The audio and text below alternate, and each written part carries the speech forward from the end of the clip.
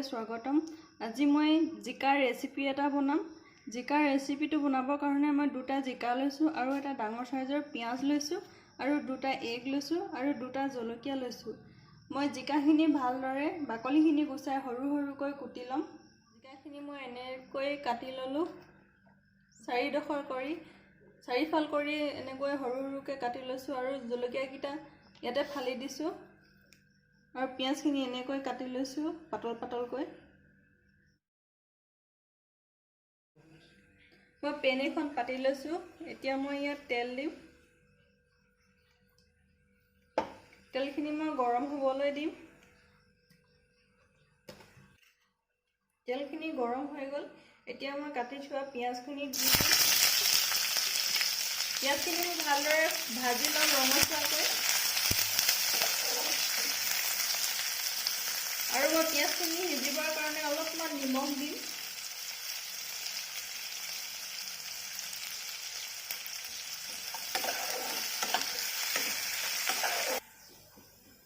মোৰ পিঁয়াজখিনি ভজা হৈয়ে গ'ল, ৰঙচুৱাকৈ ভাজি লৈছোঁ।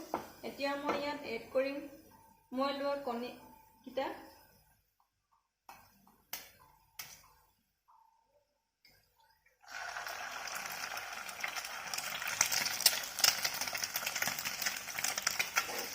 এতিয়া মই ভালদৰে মিক্স কৰি ল'ম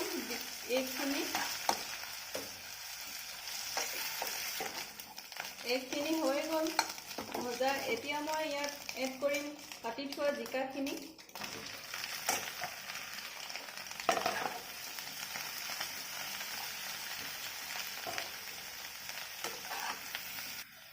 এতিয়া এচামুচ এড কৰিম হালধি পাউডাৰ আৰু এচামুচ এড কৰিম নিমখ।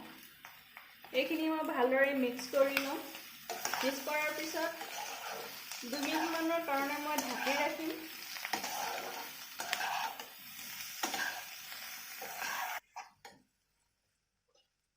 এয়া 2 মিনিটমানৰ কাৰণে মই ঢাকি ৰাখিছোঁ।